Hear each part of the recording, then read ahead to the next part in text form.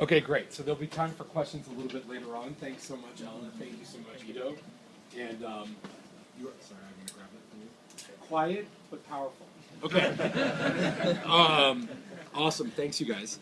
And all right. So our last presentation before the break comes from the amazing and incredibly interesting Daniel Green, who I had the chance to meet. He came to, that's him right there. He came to Gamification Summit in New York City a couple of years ago, which is one of the events that we run.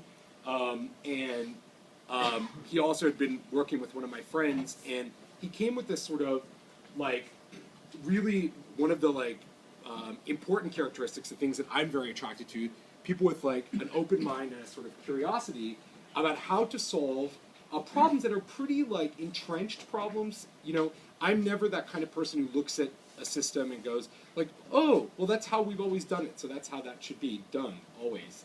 And so I'm naturally attracted immediately to ideas and people and startups that are trying to, like, reinvent the way that things are done and really reimagine them.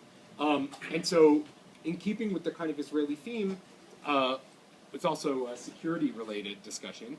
And so I want to introduce Dan Green from Wikistrat. Thank you. Awesome. You just swipe. All right. Swipe it. Excellent. All right. Good evening, everybody. We're going to play a game within this talk. If I accidentally step in front of the projector, you can all start making this motion at me. If I start getting a little bit low, you can start doing this to me as well. So I'm the Chief Technology Officer of Wikistrat, and we are the world's first massively multiplayer online consultancy. Or in other words, we do crowdsourced consulting.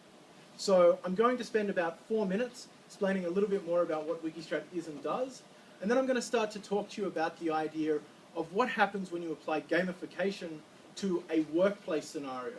So not to brand engagement, not to a game, but to actually taking real, regular work and adding game mechanics to it. So I've sat on both sides of the gamification table, both as learning how to implement game mechanics, and also as someone who's been known to take an incredibly inconvenient flight routing because it's better for the tier points that you're going to earn. Gabe looks at me approvingly. So what is Wikistrat? Wikistrat is 3 things simultaneously. It is a community, a platform, and a methodology. So Wikistrat currently has an analytic community of 600 analysts based around the world. That's growing on a daily basis. Our analysts come from former senior government officials, former top military officials, academics, heads of think tanks, journalists, and the like. They're subject matter experts who come together to take part in crowdsourced consulting engagements. That takes the shape of scenario forecasting exercises, war games, simulations, and looking at the future. And so they come together on our online platform where they can interact with clients from both the government and the commercial space to take part in these simulations. Now, it's a pretty interesting industry to be in because the consulting industry itself has been a little bit stagnant for a while now, and there can certainly be a little bit of resistance at first, but we found that people very quickly embrace these new ideas, this new technology. So essentially what Wikistrat's been able to do is take all these traditional ideas that you get in consulting when it comes to war games, scenarios, which is one, it takes time to find experts around the world, synchronize their schedule, put them on planes, get them into the client's room. So we do it online and we take care of the speed. We move very quickly. Secondly, we don't have the overheads of those flights, those accommodations, those offices, which means that the client's not paying for it. Thirdly, we're completely transparent. The client is actually able to log into the wiki, I'll show you what it looks like in a moment, and they're able to watch the analytic process in real time, to interact and take part in the engagement themselves, so there's no black box to what we're doing. And finally, because we have this massive and diverse analytic community or expert network, they have access to a diversity of opinion they haven't been able to receive anywhere else. Now that's the benefit for the client. So why did the analysts join us? Well, there's a number of reasons. This came out okay. There's a number of reasons. The first one is we actually share our revenue with the analysts. They're given a minimum revenue guarantee when they take part in a client engagement. We pay them royalties. If they've done work for us and we manage to sell it again, they get a percentage of the engagement. Then there's some of the less tangible ideas. There's the intellectual rewards of being part of the community. There's the membership that comes from being around their peers. There's success fees when they take part in other aspects of what we do. So, to try and put that together in a bit more of an example, in this scenario here, we looked at the idea of hydrofracking. For those of you who don't know what it is, it's a way of extracting additional gas resources from places all over the world that are currently not being used for mining, or they've been seen as no longer viable.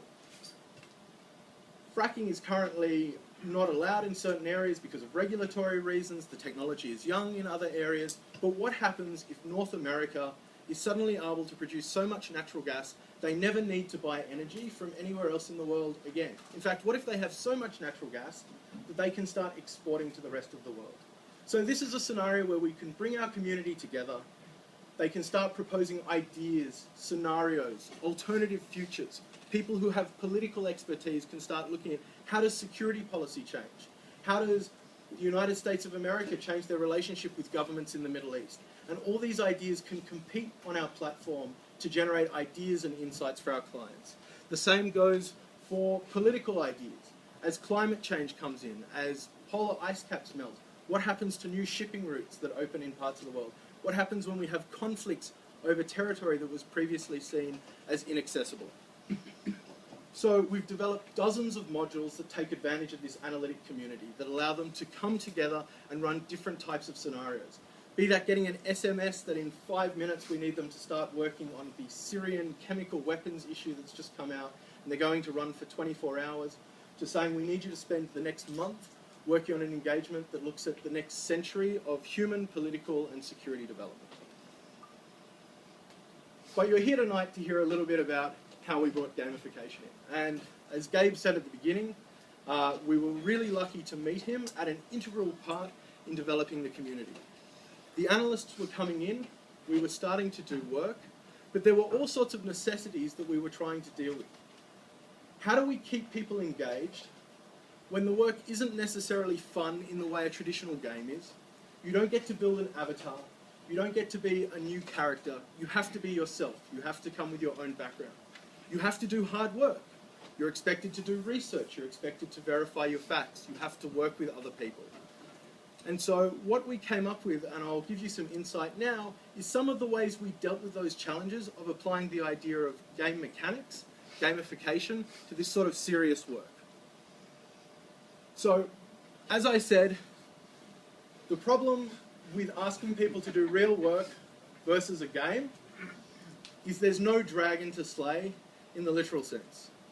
So you have to find ways that they can accomplish these challenges in the metaphorical sense, and you need to find ways to create these experiences. So the first step in applying gamification to a real-world example is you need to look at what's actually taking place in your workplace now that you want to bring online. That's both looking at the interactions that actually mean something to people on a daily basis, as well as looking at the different behaviors that you want to encourage and reward, and the way rewards naturally fall into these sorts of interactions anyway. Because the truth is that you will have every type of employee in your organization, every type of analyst to deal with. I believe there should be a joke about TPS reports here, but it's really important that you also have to encompass the edge cases. It's no good to create a scenario that you're going to expect your entire workforce to go into that's going to start to exclude people or push them out of the way. So essentially what we had to start doing is trying to find the sorts of interactions and relationships that people would have around a water cooler, the sorts of interactions and relationships that people would have in real life, and put that into the virtual world and provide a way for them to actually have these experiences and connections with people that also brought in elements of fun. Because whilst on one hand, there is the opportunity for financial reward in Wikistrat, I can tell you the most coveted item in Wikistrat's entire bank is currently sitting on my lapel. Now the truth is that we only made maybe 100 of these pins, and traditionally we gave them out to staff members and to a few of our most senior experts in the hope that they would wear them at conferences. And I assure you now that when I meet a younger analyst in real life, not only will they ask me for one of these pins, but if I happen to have a spare on it, on me, they will treat it like I have handed them a bar of gold-pressed platinum. So, how does this work? The truth is, users want engagements. I've hidden the numbers from you, but this is the level of participation in our wiki over the last 6-7 months. Now, I assume you guys notice a very, very simple pattern right now. It goes up and down on roughly a weekly cycle. And every single one of those peaks corresponds exactly with an opportunity for people to participate in an engagement on the wiki. However, only a handful of these are necessarily paid engagements, because in order to allow our junior analysts to both get the experience of working with more senior guys, and in order for people to demonstrate and prove their ability to each other, we regularly put games out where the reward is a prize pool. They may get a cash prize, they may get a book prize or something similar, but truthfully a lot of it is the experience and it's the requirement for membership. And what we've found is whether it is a paid engagement or whether it's an engagement for prizes, you can see from this chart the level of engagement is almost always the same. So the one thing which we've learned, and I won't necessarily get into the SAPS principle in case I'm about to ruin part of Gabe's presentation, but the one thing which has mattered to everyone in our community as their number one item is status. So firstly, I always remember that early on, one of our most senior guys sent an email after seeing that he was earning some points by participating in the wiki. Said, guys, I don't mean to be cynical, but this point system is a waste of time. I don't see how it's going to engage anyone. In fact, I think it really trivializes my experience of engaging with the system.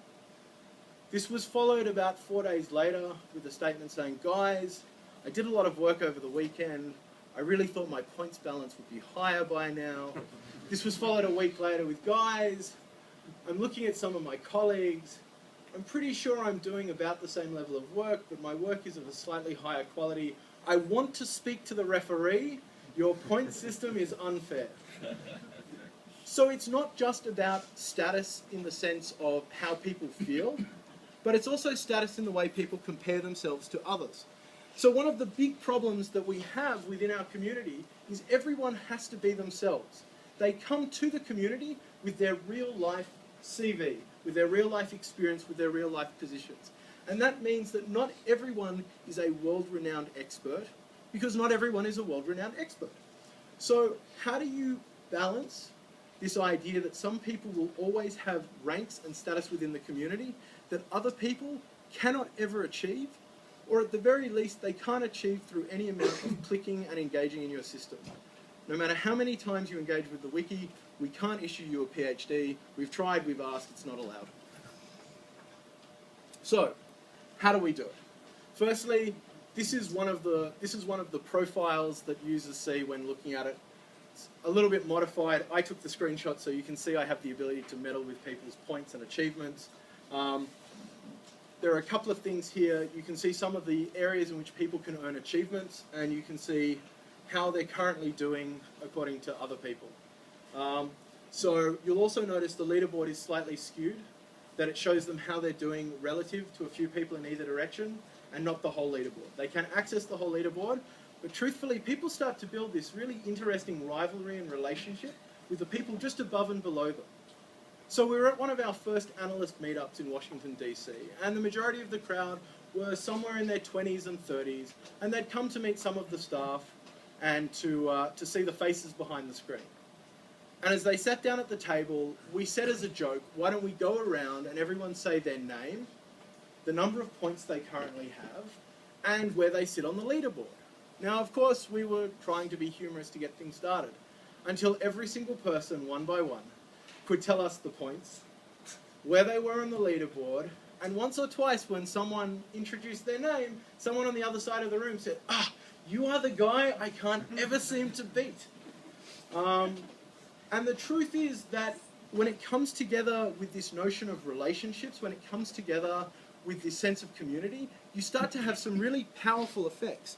So one of the other things which starts to happen is people really care about their recognition. You're looking at the dashboard right now when an analyst first logs into the system. You can see some of the engagement that's going on. You can see some of the work people are doing. And they really start to build these relationships. It's really important to them that they're getting these pop-ups on the screen as they earn points, that they're getting these emails as they participate. And I'll get to the value of emails in a moment, but it's really important that people constantly not only reminded of their status, but know for certain that their status is being broadcast to the other people in the system. So one of the programs we have within the wiki is called the Active Analyst Program. As a bonus or benefit for people who regularly engage with the wiki, we keep that algorithm a little bit secret. They're entitled to not only keep a badge on their profile that shows they're an active analyst, we actually unlock some of our archives of past materials for them to peruse at their leisure. And there's some amazing and fascinating stuff in those archives. But what's really interesting is you get an email about 2 weeks out from being cut off from the active analyst privileges, telling you roughly how many interactions you'll need to earn the status back. And we find two things. One, almost everyone from that email goes back into the wiki, regardless of whether they do or don't earn their ability to keep the active analyst badge. They see that they're at risk of losing something that they care about and risk of losing face. They go straight back into the wiki and they try and do some work. More importantly than that, the very first time we did it, it provoked a reaction that almost panicked us. A few people who hadn't been engaged from the wiki said, "Thanks for reminding me that I was a member. I'm out. Don't talk to me again." And at first we thought, "Oh, we've got to cancel the program. This was a terrible idea. What were we thinking?" Sometimes it turns out that there's 2 or 3 people on the first get-go who don't like the program, and then everyone else really gets into it. So they engage the first time they get a warning. Now the second time they engage is not when they get a notice that they have 3 days left before they get cut off. It's when they get an email saying, "You've now been cut off from the Active Analyst program." And you would be amazed at the high percentage of people who, once they found they've lost it, not they're about to lose it, but they've lost it, come straight back saying, "Is there any way to shortcut the rules? How do I get back in? What work do you want from me? I really want to continue participating." And I still remember that at every meetup, I'm always asked if I will give the algorithm for how we calculate the points. We always say no, and they try to ask the question in different combinations and permutations. And we've learned that if there's a little bit of mystery, it's a lot harder to game the system. So really, what I want you to take out of this section of the presentation is that you can't discount real-world status when you're asking people to bring their real name, face, and identity to the equation. But by the same token, you have to find ways that people can still earn respect and status and can still participate regardless of their real life rank. The Active Analyst Program, the ability to level up, even though you can't become an expert, you could still become a level 2 researcher. But most importantly of all, and the reason why I wanted you to understand that we try and meet with these analysts in real life, we try to get them together, is you would be amazed the sense of community that you have in a virtual workplace that comes from bringing these people together in the same room. So really the last thing I want to talk to you about today is what happens when you don't have opt-in and opt-out from your games platform. Normally when you take a flight somewhere, you either put your frequent flyer number in and you're told, "Great, this is how many points you'll earn," or alternatively, you get a message saying, "Look, if you were a member of our program, this is how many points you'd be earning. You should sign up here." At Wikistrat, it's a little bit different. You're in the game and you're in the game. Every interaction on the wiki earns you points. You can't opt out. Now, at first we had a number of concerns as to whether people would have a hard time dealing with the fact that it wasn't just that they could participate in a war game, in a strategic simulation, in something that was clearly defined as a game and here are the boundaries, but that every single thing they did with us, they were going to somehow be brought into a larger game, into a larger picture. And what we found is that the few people who genuinely aren't affected by it tune it out, but the number of people, and I'm talking more than 50% here, who at first are cynical about it, like the expert I mentioned earlier, eventually grow to like that there's the occasional notification, there's the email. And I myself, forgetting about the program because my rank is so artificial based on all the work I do, will once in a while be asked to go in, modify something, tweak something in the system, and then lo and behold, a minute later, I get an email from Wikistrat congratulating me on doing some work in the wiki, because I haven't been around for a while. And even though I wrote the email, I'd be lying if I said it doesn't make me smile to know that someone's noticed my contributions. So basically, the final takeaways, I know we'll do some questions later on, is really that gamification works. I was a little bit skeptical before I met Gabe that first time. I think that on the face of it, it can feel gimmicky at times. And I think the way you have to make, the thing you have to do to make gamification work is you have to be very genuine in it. I think people are amazingly good at detecting when someone has basically found a template for gamification and sticky taped it on the front of something, when people have no genuine respect or care for the users. They just mechanically think we're going to throw things at you and it's going to work. I think, as I said earlier, that offline relationships, that anything you can do to build a relationship with your users, anything that can give a sense of personal touch goes a massively long way towards really building that sense of community and having people get more engaged in the games anyway because they know who's behind it. And finally, it's that you really do need to respect the fact that your users, if they engage in your game, it really means something to them. We just heard from the last speaker about how someone tweeted when they earned the top achievement because it was so important to them. You just can't go changing the rules. You can't just go moving things around. You can't be flippant about something that someone has invested hundreds of hours in, because for 1 second you break that bond and that trust and that suspension of disbelief, and you never get it back. And really, respect when it comes to gamification is very much a two-way street. So, nearly all the slides came out well. So that's how Wikistrat applies gamification. I believe there'll be questions later. I'm around later tonight, or you can always engage with us through the website. Awesome.